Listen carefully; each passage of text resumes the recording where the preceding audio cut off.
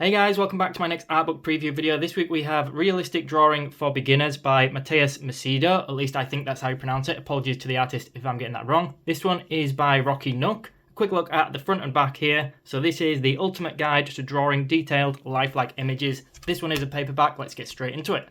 So in some of my book preview videos, I deliberately leave the contents on for longer so that you guys can pause the video and take a proper look through. This one has quite an interesting content, so definitely check this out. Be sure to pause the video and take a proper look. And even this section here, actually, this is probably one of the most important bits to see what's actually involved with the book. So what you will and won't see in this book, as the name suggests. So definitely a good one to read through. Anyway, so starting off with a nice portrait, just to give us a good idea, by the way, just how realistic we are talking, because this book really is what I would call hyper-realistic. So if anyone is, trying to learn how to draw hyperrealism, so like photo quality, this one could be the book for you. So the beginning section is in fact about mindset, and that is actually the bit that I read the most because I really enjoyed that bit. I'm a big fan in any drawing book, any art book, where the artist talks about, being, I won't say being positive, but your outlook and how it can affect things.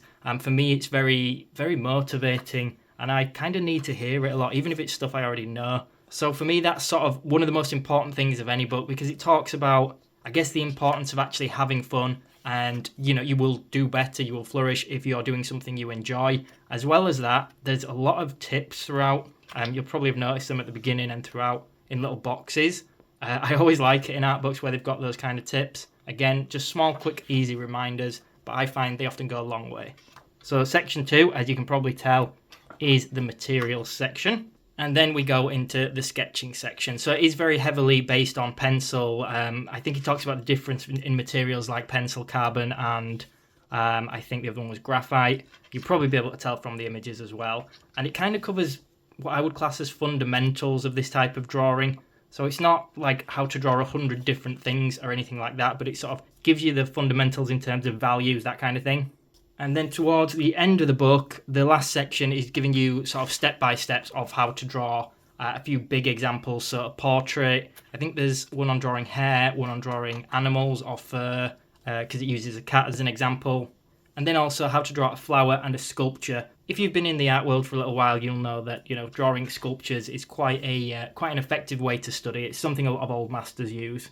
So we've got a little bit about lighting, we've got a little bit about values, and you can see at the moment we've got shading. These are all really important things to know, no matter what kind of artwork you draw, even if it's not hyper-realism like this. And there's a full section here that is all about blending, as mentioned, graphite, carbon pencil, or charcoal. As you can imagine, if you are going for hyper-realism, blending is pretty important. And as well as blending, the next section is actually texture, and I think this is actually one of the most interesting topics. It's not something I see a lot about when it comes to portraits.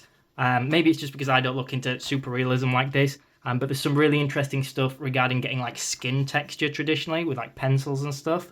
As well as that, it does have other things as mentioned. We've got hair, and I think there's certain textures of like rocks and different materials. Things that a lot of us do see online. A lot of artists, a lot of serious artists do have to study materials. So quite an effective way to learn.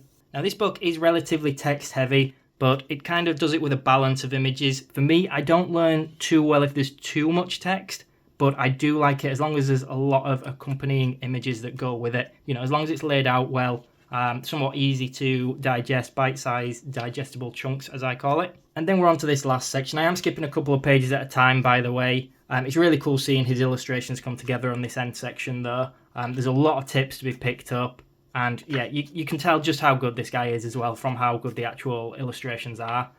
Some of them, especially near the beginning in the little gallery bit, are just absolutely mind-blowing. I think a lot of people that are serious about drawing, especially with traditional mediums, can really benefit from this book, even if they're not photorealistic artists.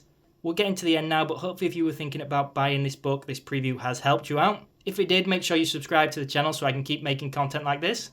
Thank you for watching.